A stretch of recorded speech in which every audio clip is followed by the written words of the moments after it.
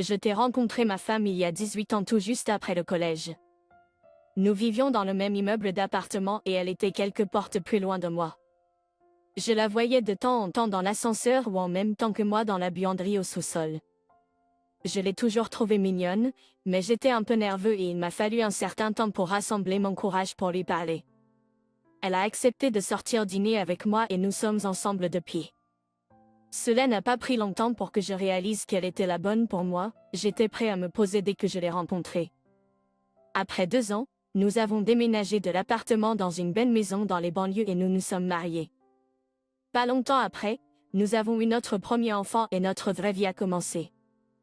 Les premières années où nous étions ensemble, nous travaillions tous les deux pour joindre les deux bouts. Je savais que ce n'était pas l'idéal pour nous parce qu'elle voulait être mère au foyer. Malheureusement, à l'époque, mon emploi était assez médiocre et je ne gagnais pas assez d'argent pour subvenir à nos besoins à tous. Après quelques années, j'ai obtenu une jolie promotion et avec cela est venue la capacité de subvenir aux besoins de ma famille seule. Ma femme a démissionné et nous n'avons jamais été plus heureux. Elle était une mère fantastique et une grande épouse. Je rentrais à la maison tous les jours pour un dîner délicieux et des enfants propres et heureux, c'était à peu près tout ce que je pouvais souhaiter dans ma vie. Il y a quelques années, la mère de ma femme a été diagnostiquée avec la maladie d'Alzheimer. Au début, nous allions la voir chez elle pour nous assurer qu'elle allait bien.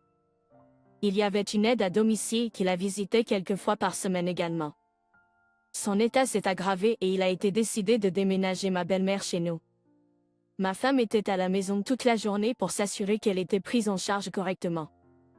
Avec son assurance maladie, elle aurait une aide qui serait là aussi. C'était très épuisant pour ma femme après le déménagement de ma belle-mère. Heureusement, nous avions une excellente aide à domicile qui venait nous aider, ce qui permettait à ma femme de prendre un peu de temps pour elle. La première que nous avons eue était une jeune femme tout juste sortie de l'école. Après un moment, c'était comme si elle faisait partie de la famille. Nous l'aimions bien, et elle semblait vraiment s'intéresser à ma belle-mère. Malheureusement, elle a déménagé quand elle a eu une meilleure offre d'emploi à quelques heures de chez nous. L'agence d'assurance nous a envoyé une nouvelle aide, et je n'étais pas particulièrement heureux de ce choix, pour être honnête. C'était un jeune homme qui suivait des études de physiothérapie. Il était dans la vingtaine et en très bonne forme. Chaque fois que je le voyais interagir avec ma femme, je la voyais rougir et rire comme une adolescente. Il était très sympathique, parfois un peu trop. J'étais avec ma femme depuis environ 17 ans à l'époque, alors l'idée qu'elle me trompe était inexistante. Je suppose que ma femme était juste flattée par son attitude, je suis sûre que c'était au moins un coup de pouce pour sa confiance que le jeune homme la flattait.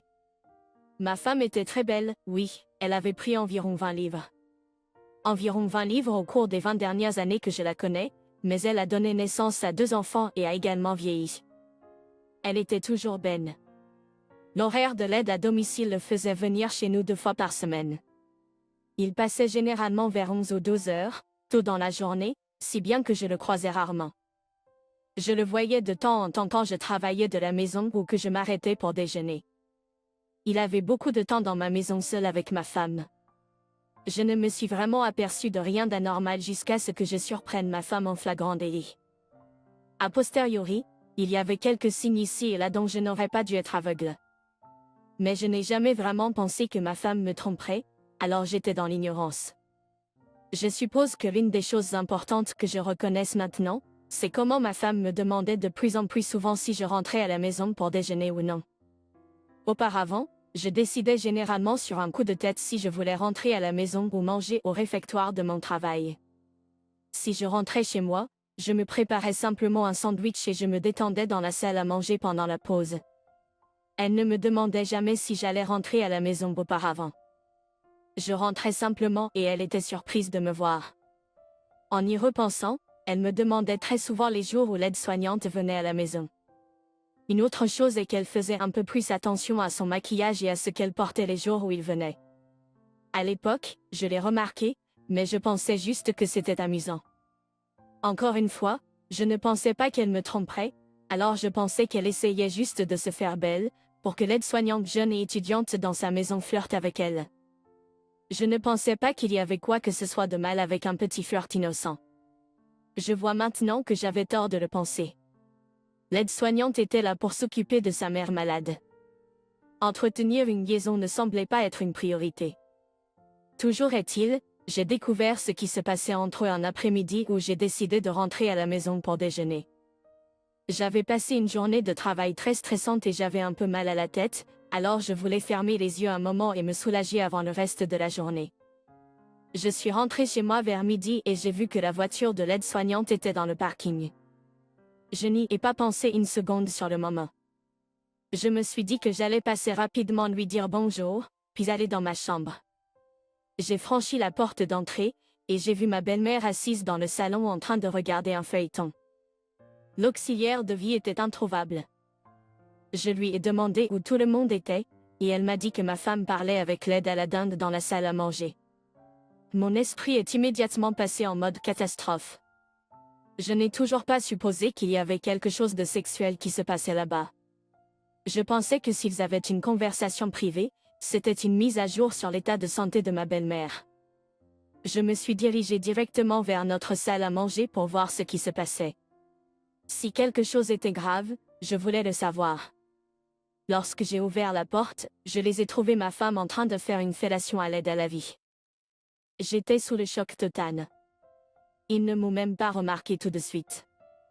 Les yeux de l'aide à la vie étaient fermés, et quand il les a ouverts après un moment et m'a vu, il a repoussé ma femme.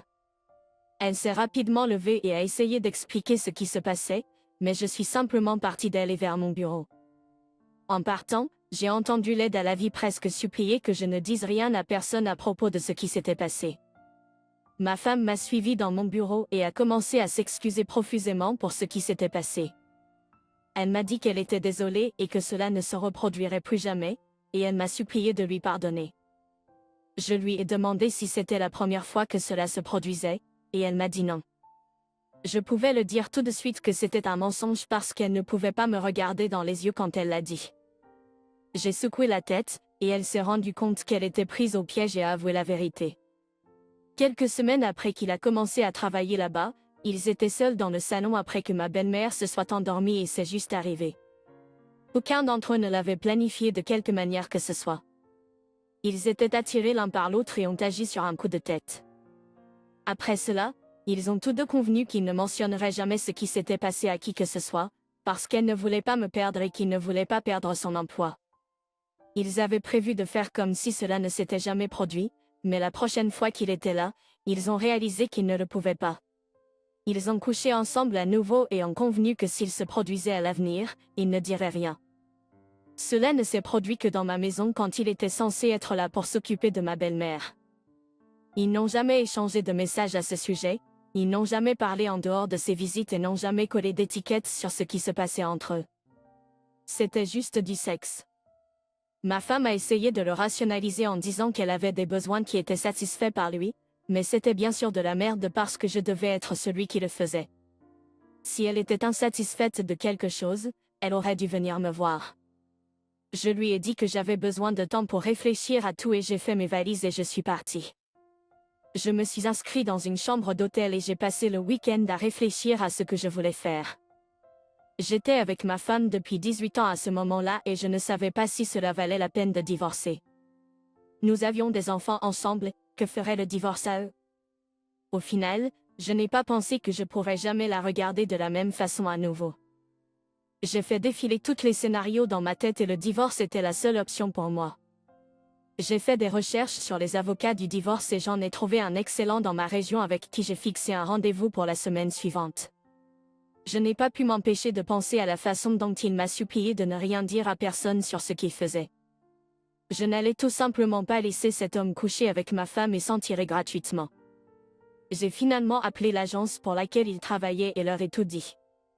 D'après ce que je pouvais en juger, il était clairement en service lorsqu'il était avec ma femme.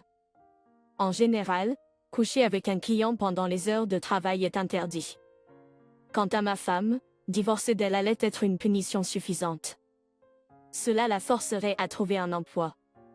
Pour subvenir à ses besoins et à ceux de sa mère, elle devrait trouver un emploi car nous n'étions pas pleinement propriétaires de notre maison.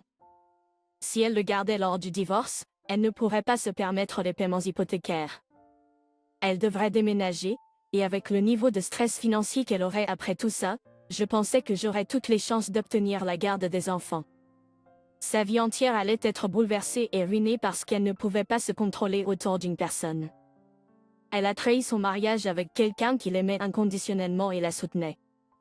Cela serait toutes les conséquences de ses propres actions. Nous sommes maintenant divorcés, et elle vit dans un appartement d'une chambre avec sa mère. Elle vient nous voir avec nos enfants tous les week-ends. Elle travaille maintenant comme réceptionniste dans une entreprise de remorquage. Tout ce pourquoi elle est allée à l'école s'est avéré plutôt inutile pour elle car elle était sortie du marché du travail depuis longtemps. Je suis heureuse seule maintenant. Cela m'a pris un certain temps pour m'adapter à être célibataire à nouveau, mais je préfère être seule qu'avec un trompeur. J'ai donné 18 ans de ma vie à elle, et honnêtement, je ne sais pas si je serai prêt à me remettre en couple de sitôt. OP, avec tout ce que votre femme avait en cours, je ne peux m'empêcher de me demander comment elle a trouvé le temps d'avoir une liaison. Peut-être était-ce un moyen pour elle de soulager une partie du stress qu'elle ressentait, mais ce n'est pas une excuse. Si quelque chose se passait entre vous deux, elle aurait dû s'adresser à vous. Il n'aurait jamais dû y avoir une excuse pour qu'elle se retrouve avec l'aide à domicile. Vous avez fait la bonne chose en appelant l'agence pour laquelle travaillait l'aide. Il n'aurait pas dû se comporter de manière irresponsable sur son lieu de travail. Il a couché avec une femme mariée au lieu de s'occuper de ses clients, et cela peut être dangereux. Il ne devrait définitivement pas rentrer dans le domaine médical.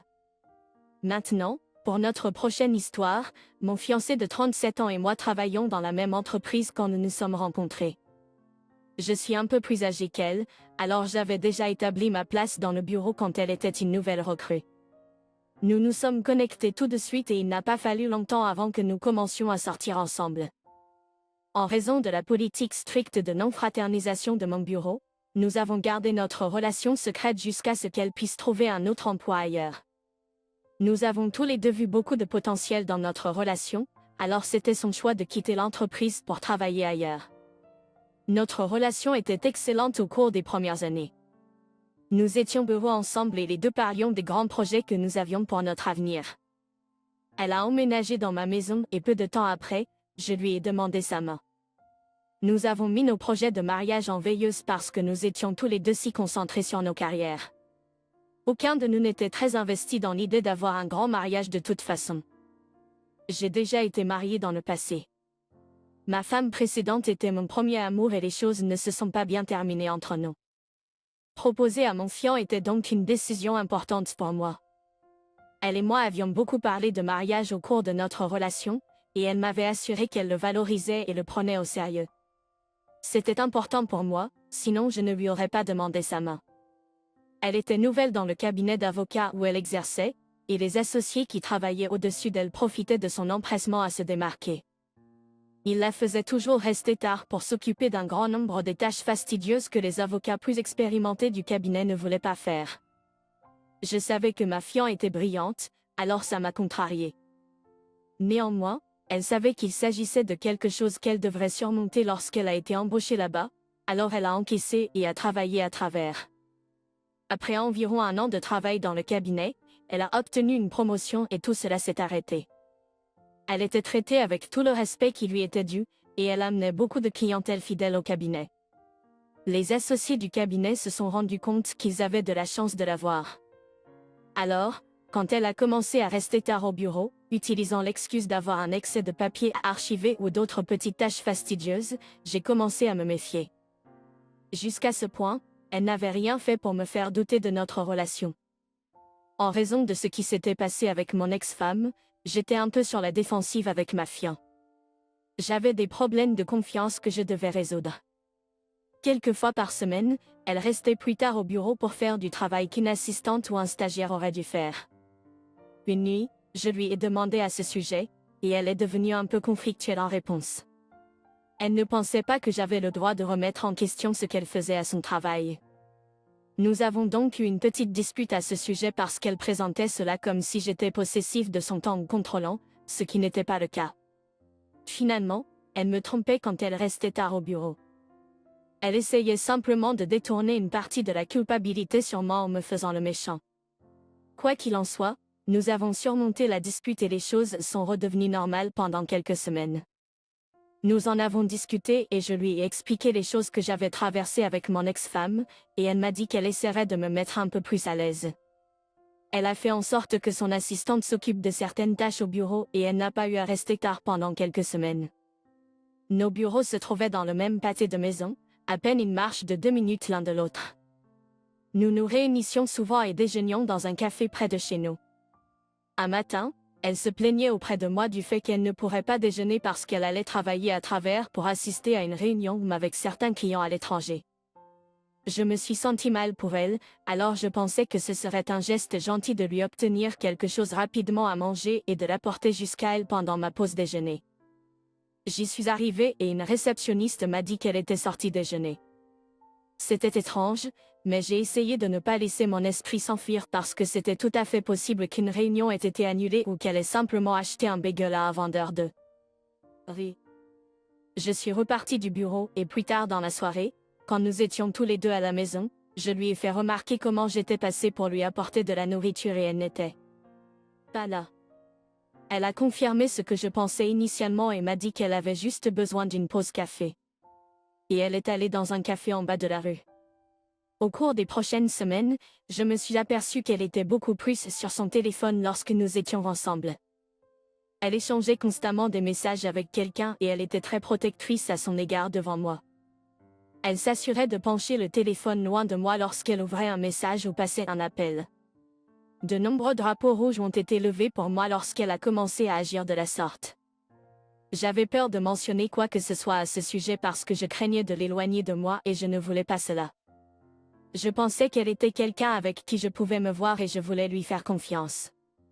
Elle m'a appelé un soir environ 1 heure avant qu'elle ne soit supposée quitter le bureau et m'a dit que l'un des autres avocats de son cabinet avait une urgence familiale et qu'ils restaient tous tard pour l'aider.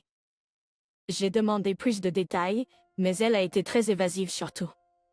J'ai remarqué qu'elle hésitait lorsque je lui ai demandé quel avocat avait eu l'urgence en plus. Mon instinct me disait qu'elle mentait. Je lui ai dit que j'allais bien avec le fait qu'elle reste et qu'elle m'appelle quand elle serait sur le chemin du retour à la maison pour que je sache quand l'attendre. Au lieu de rentrer à la maison cette nuit-là, j'ai garé ma voiture à l'extérieur du bâtiment du bureau et j'ai gardé un œil sur la porte. Vers 17 heures, j'ai remarqué que plusieurs de ses collègues quittaient le bureau à l'heure. Le vrai clou dans le cercueil a été de voir l'homme qu'elle m'a dit avait une urgence familiale sortir du bâtiment. Il semblait que tout le monde sauf ma fiancée quittait le bâtiment pour rentrer à la maison. J'ai attendu environ une demi-heure pour voir si quelqu'un d'autre sortait tardivement du bâtiment et personne ne l'a fait. J'ai pris mon courage à deux mains pour aller voir ce qui se passait vraiment. J'avais très peur de découvrir la vérité, mais je savais que je devais le faire. Je suis sortie de ma voiture et suis entrée dans le bâtiment pour trouver leur bureau presque entièrement vide. Les affaires de ma fiancée étaient toujours posées près de son bureau, ce qui a confirmé que, en effet, elle était là. J'ai remarqué que son téléphone était posé sur le bureau. Je l'ai ramassé et l'ai rapidement feuilleté pour voir s'il y avait une indication de ce que j'allais découvrir. Il y avait une brève conversation avec un associé de son cabinet, lui disant qu'il avait besoin d'elle et lui disant de trouver une excuse pour rester tard. Elle a répondu par un pouce levé et 15 minutes plus tard, elle lui a envoyé un numéro de bureau. Je l'ai posé et me suis immédiatement rendue à ce bureau. Les stores étaient baissés, mais je pouvais entendre des bruits de sexe très évidents de l'autre côté de la porte. Je n'avais presque pas envie de l'ouvrir. Je savais ce qui se passait. Je n'avais pas besoin de le voir de mes propres yeux. Mais je voulais obtenir cette confirmation, je voulais aussi obtenir une preuve. J'ai sorti mon téléphone et j'ai ouvert la porte tout en ayant ma caméra réglée sur enregistrement. Mon fiancé et l'un des associés du cabinet étaient tous deux sur une table de conférence ayant des relations sexuelles. Ils étaient allongés avec leurs pieds les plus proches de la porte, donc ils ne m'ont même pas remarqué tout de suite. J'étais figée là pendant un moment en essayant de figurer ce que je voulais faire. Je pouvais faire une énorme scène à ce moment-là, mais j'ai décidé de ne pas le faire. J'ai décidé que je voulais les faire tous les deux regretter ce qu'ils ont fait avant qu'ils aient une chance. Avant qu'ils aient une chance de l'expliquer, j'ai fermé la porte doucement et je suis sortie rapidement du bureau pour rentrer chez moi. J'ai passé la majorité de la nuit dans mon bureau à domicile pour éviter mon fiancé. Je connaissais certains des autres associés et employés du cabinet de mon fiancé, alors quand elle était hors de portée, j'ai contacté certains d'entre eux et leur ai dit ce qui s'était passé. Les gens étaient choqués, et ils étaient honnêtement dérangés qu'il soit si audacieux à avoir une liaison au bureau. Un des autres avocats du cabinet m'a dit qu'il contacterait les RH en mon nom pour déposer un rapport. Je lui ai envoyé la preuve de leur liaison et je l'ai laissé dans ses mains. Je n'ai rien dit à mon fiancé à propos de son fait de rester tard au bureau du tout. Lorsqu'elle a remarqué que je semblais beaucoup plus calme à ce sujet cette fois-ci, elle l'a fait à nouveau de nuit plus tard. Elle m'a appelé et m'a dit qu'elle resterait tard pour aider le même collègue qui avait eu une urgence familiale rattraper son retard sur le travail. Lorsqu'elle m'a dit cela, j'ai contacté son collègue qui m'a dit qu'il contacterait les RH en mon nom et lui a dit qu'elle serait probablement engagée dans ses activités cette nuit-là. Il m'a dit qu'il s'en occuperait. J'ai garé ma voiture à l'extérieur de son bureau encore une fois cette nuit-là. J'ai remarqué que la majorité du personnel quittait le bâtiment à l'heure, à l'exception de ma fiancée et de l'homme avec qui elle me trompait. Le collègue avec qui j'ai parlé a traîné à l'extérieur avec une autre femme pendant environ 10 minutes avant qu'ils ne retournent tous les deux dans le bâtiment.